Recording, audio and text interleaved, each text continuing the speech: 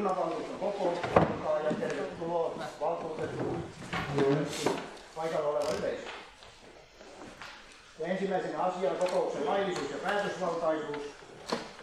Tämän kokouksen kokouskutsu ja esityslista on lähetetty kuntalain ja hallintosäännön mukaisesti valtuutetuille, kunnanhallituksen jäsenille ja kunnanjohtajalle 11.10.2024.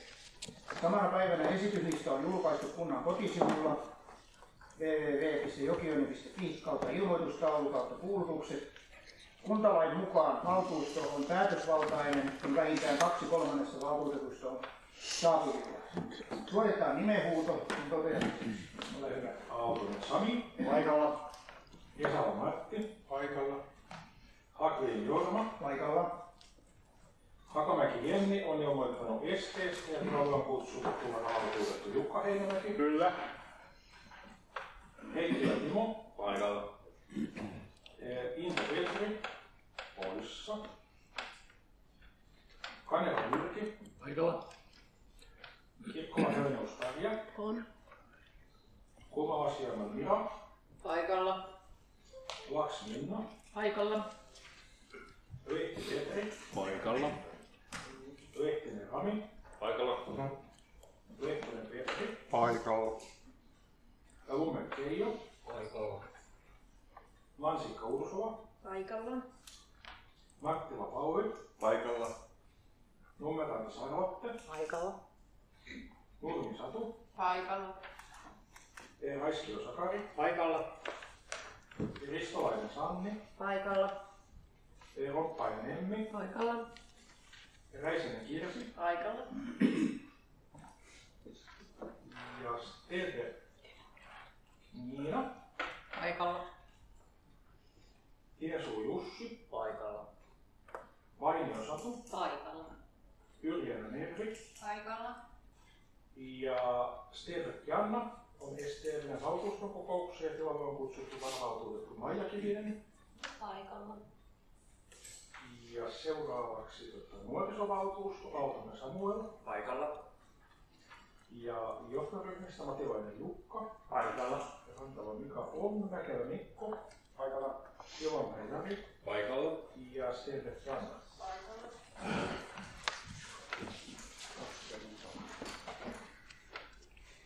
Ja hallintosäännön mukaisesti valtuuston puheenjohtaja toteaa, onko valtuusto laillisesti koolle kutsuttu ja päätösvaltainen. Ja koska paikalla on 26 valtuutettua, totean, että Jokioisten kunnanvaltuuston kokous on laillinen ja päätösvaltainen. Todetaan. Siirrytään esityksellä eteenpäin pöytäkirjan tarkastus. Ja tämän kokouksen pöytäkirja pidetään valtuuston päätöksen perusteella yleisesti nähtävänä kunnan kotisivuilla www.jokioinen.fi/päätöksenteko/pöytäkirjat, esityslistat ja viranhaltijapäätökset 26.10.–14.11.24. Ja hallintosäännön mukaan valtuuston pöytäkirjan tarkastaa 2 kullakin kerralla tähän tehtävään valittua valtuutettua, jollei valtuusto jonkin asian kohdalla toisin päätä. Vuorottaisperiaatteen mukaan vuorossa ovat valtuutettu Tarja Sirkkola-Helenius ja Mira Kulmala-Sjöman. Voidaan valita heidän henkilöt pöytäkirjan tarkastajiksi. Valitaan.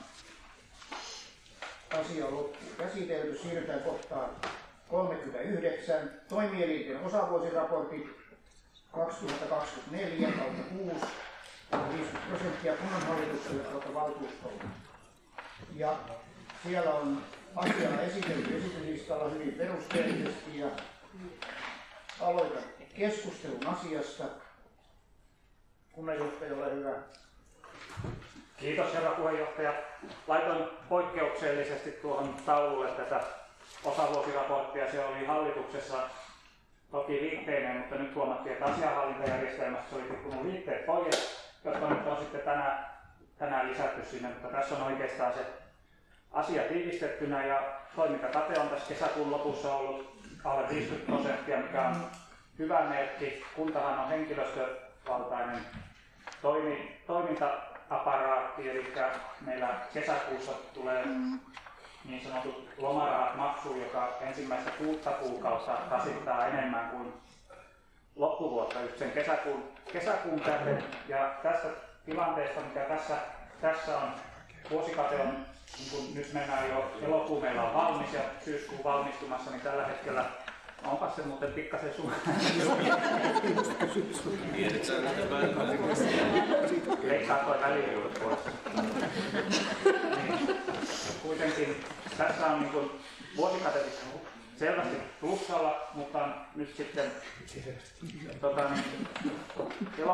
elokuun tulos on jo, se on 15 000 suunnilleen, eli plus minus nolla suurin piirtein elokuun tulos, joka tarkoittaa, että verotuloja on sitten taas kertynyt tässä niin kuin syyskuussa enemmän. Meillä oli siis valtuustoseminaari alkuun, missä näitä kertoi ja esimerkiksi semmoinen yksityiskohta, että tähän syyskuun verotulokin kunnallisverojen osalta oli kaksinkertainen verrattuna viime vuoteen, että sillä suunta on hyvä. Ja tästä kesäkuun tilanteesta on sitten tullut jo elokuuhun parempaa.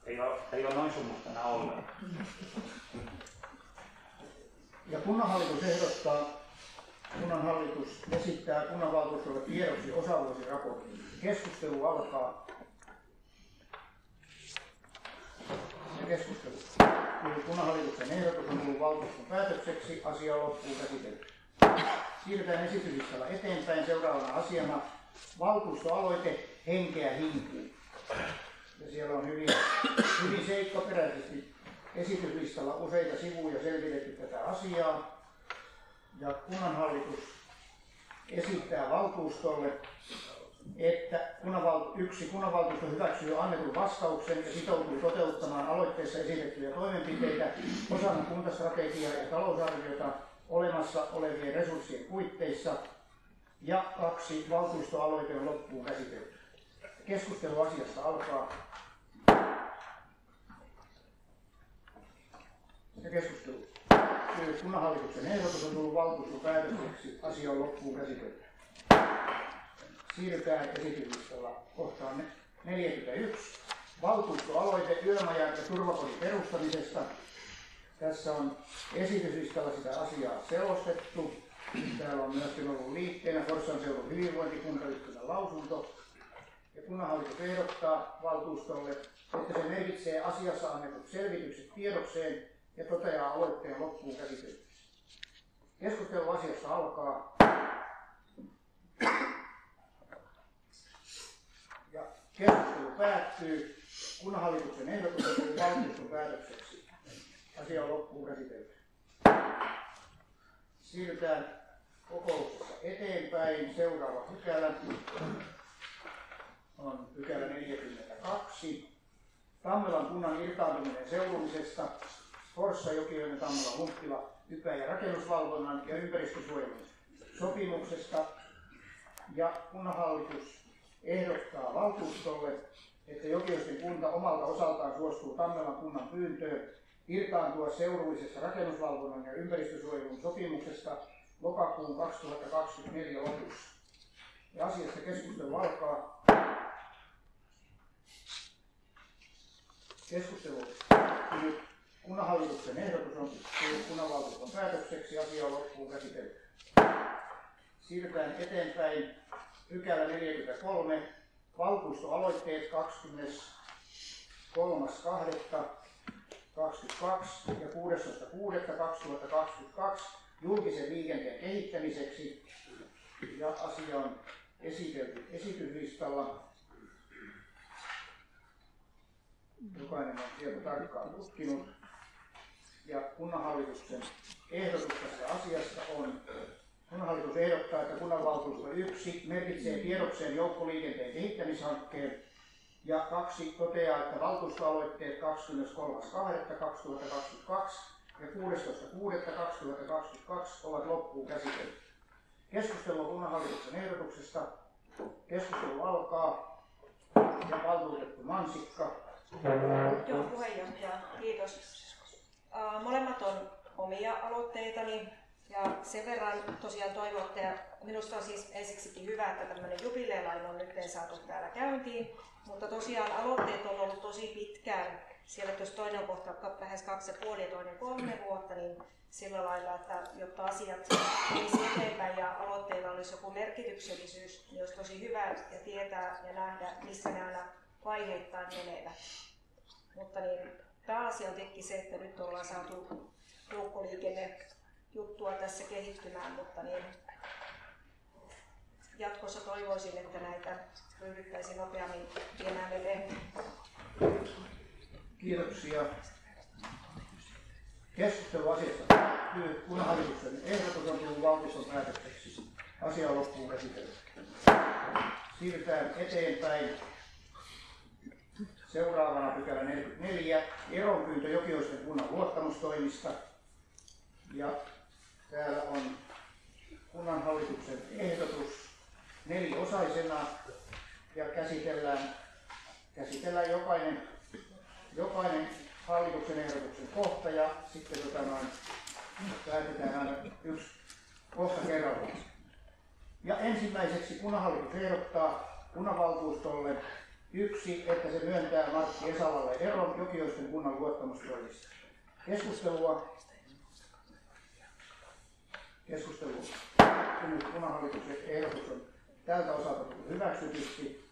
Kunnanhallitus edelleen ehdottaa 2, että se suorittaa kunnanvaltuuston toisen varapuheenjohtajan vaalin jäljellä olevaksi toimikaudeksi 21-25. Ja keskustelu asiasta alkaa. Esala. Puheenjohtaja, ehdotan tähän tehtävään valtuutettu Jussi Tiensuuta. Jussi Tiensuuta ehdotettu tähän tehtävään.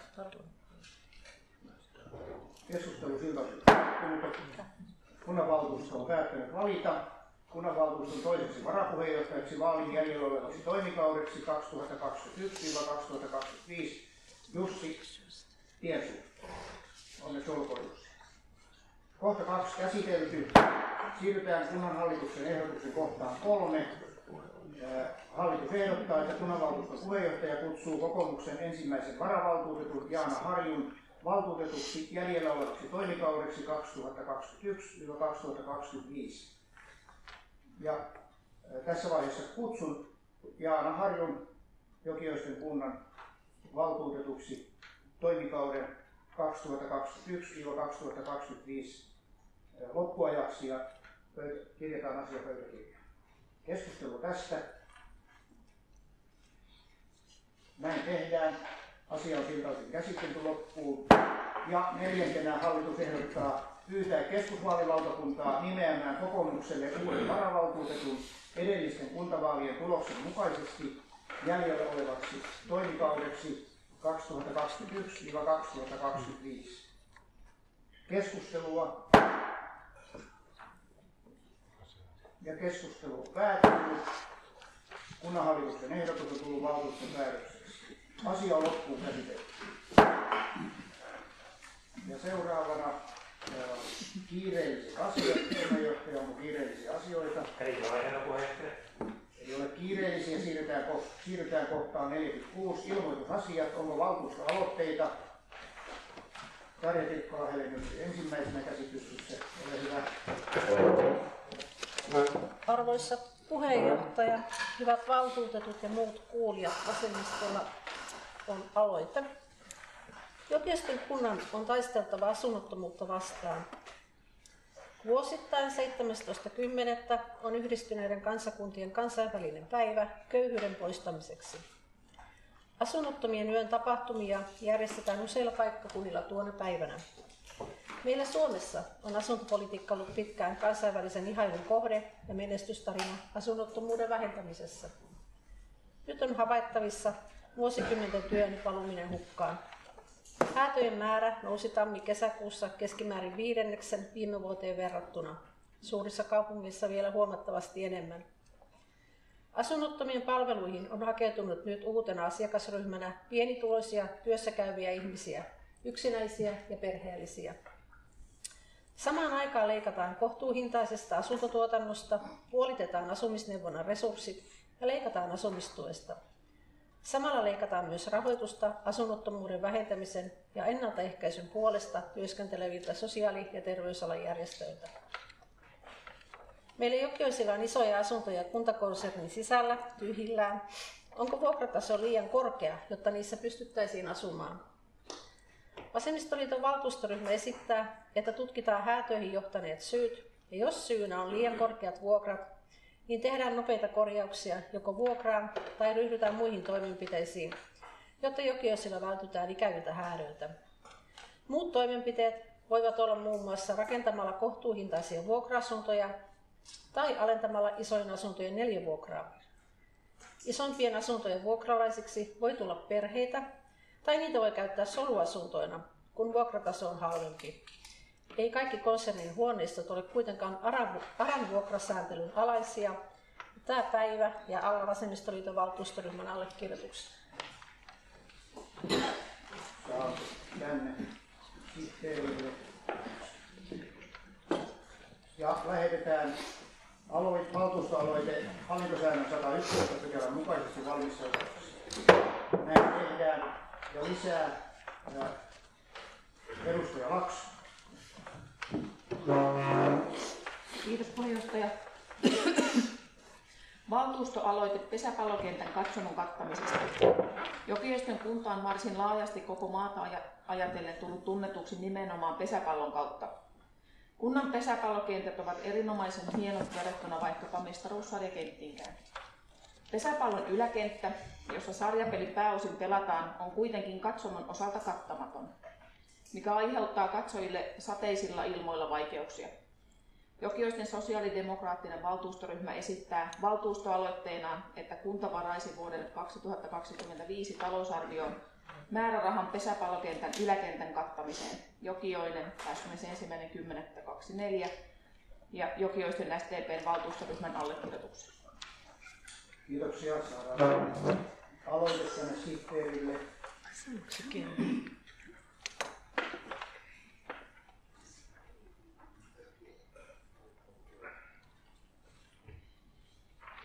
Ja lähetetään aloite hallintosäännön 111 pykälän mukaiseen valmisteluun.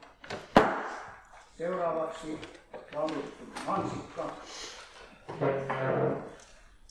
Puheenjohtaja, valtuutetut, valtuustoaloite. Seniorihelpperi, vähän niin kuin lainausmerkeissä, kunnan oma työntekijä ikäihmisten tueksi arkeen. Moni ikäihminen haluaa asua kotonaan niin pitkään kuin on mahdollista. Asuminen omassa kotona antaa itsenäisyyden tunnetta ja mahdollistaa itselle tärkeiden asioiden tekemisen omalla tavalla. Oma koti on turvallinen ja tuttu paikka, jossa ikäihminen on saattanut asua jo kymmeniä vuosia, jopa koko ikäänsä. Joten siihen liittyy paljon niin mielenmuistoja kuin tavaroita sekä elettyä elämää. Omassa kodissa asuminen on yleensä huomattavasti halvempaa kuin palvelutalossa tai muunlaisessa hoitopaikassa asuminen. Tietenkin tavalliset asuinkustannukset, kuten vesi, sähkö, lämmitys, ruoka ja lääkkeet ja muut mahdolliset menoerät, kuten terveyden- ja sairaanhoitokustannukset, on otettava huomioon. Läheisten ja omaisten apu ja seura ovat erittäin tärkeää ja auttavat jaksamaan. Jos läheiset ja omaiset eivät pysty auttamaan ikäihmistä riittävästi, julkinen tai yksityinen kotipalvelu otetaan yleensä avuksi. Kaikilla kuitenkaan ei ole läheisiä tai omaisia, keneltä tukea saisi arjessa. Kotihoidon myöntämisen kriteerit ovat nousseet ja kiristyneet, ja palvelun sisältö on muuttunut. Palvelun sisältöön ei kuulu esimerkiksi kauppa-asioinnit. Kotihoidon palvelu keskittyy terveyttä ja hyvinvointia tukevaan apuun, esimerkiksi lääkehoitoon, hygienian hoitoon ja tukemiseen sekä ruokailun tukemiseen. Asiointiapua ei kotihoidon kautta enää tehdä, vaan tukipalvelu pitää hankkia muualta, esimerkiksi yksityiseltä kotihoidon palvelun tuottajalta. Yksityisen kotihoidon voi ostaa avukseen, jos palveluntarjoajalla on tilaa ja asiakkaalla on varaa maksaa siitä koituvat kustannukset. Haasteena on taajamien ulkopuolella asuvat seniorit, joiden kriteerit eivät täyty julkisen kotihoidon palveluille. Heillä ei usein ole myöskään varaa maksaa yksityisen toteuttamista palveluksista koituvia kustannuksia. Kauppa-asioinnit tosiaan eivät kuulu kotihoidolle, mikä oli ennen osa tätä palvelua täällä Jokioisilla. Ikäihminen voi olla liikuntarajoitteinen eikä fyysisen toimintakyvyn alenemisen vuoksi tai muiden arkea rajoittavien tekijöiden seurauksena Hänen ei ole mahdollista asioida ruokaostoksilla tai muita asioita hoitaessa. Jokioisella ei ole kauppiasta, joka toimittaisi ruoan kotiin. Lisäksi vaaditaan usein tilaukset tekemään netissä, mikä ei välttämättä luonnistu ikäihmiseltä. Siivous ja muita kotihoidon palveluita voi myös ostaa. Joka tapauksessa kaikki ne palvelut, joita olisi mahdollista saada, edesauttavat ikäihmisen kotona asumista. Näihin on yksityisiä palveluntuottajia. Kunnissa on edistettävä seniorikansalaisten mahdollisuuksia asua kodissaan. Ikäihmisille on tiedotettava riittävästi mahdollisuuksista ostaa tietyn edellytyksin kotipalveluja tai niihin tukipalveluita yksityisiltä palveluntuottajilta ilman arvonlisäveroa. Myös kotitalousvähennyksen hyödyntämisestä asumisen tukena pitäisi kunnissa tiedottaa. Seniorihelpperi voisi toimia julkisen ja yksityisen kotihoidon välimaastossa, ei hoidollisissa tehtävissä. Tarkoitus ei ole viedä asiakkaita yksityisen kotihoidon palveluntuottajilta, vaan turvata, että kaikilta pientä tukea tarvitsevilla ikäihmisillä olisi mahdollisuus asua kotona, eikä siitä tulisi liian vaikeaa toteuttaa. Ehdotan, että Jokioisten kunta selvittää mahdollisuutta seniorihelpperitoimenkuvaan. Kunta työllistäisi henkilön, joka voisi toimia näissä tehtävissä arjen tukemiseksi yli 65-vuotiaille ikäihmisille.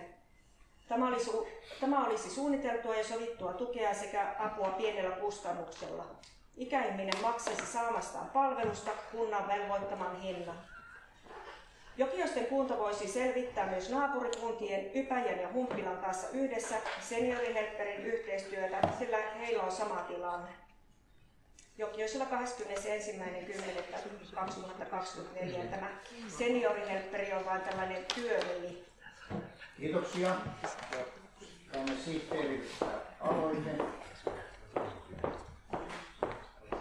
Ja lähetetään aloite hallitussäännön 111 pykälän mukaisen valmisteluun. Ja valtuutettu Piensuu. Kiitos puheenjohtaja. Jokioisten kokoomuksen valtuustoryhmä ilmoittaa, että on valinnut uudeksi puheenjohtajakseen Jussi Tiensuu. Kiitoksia.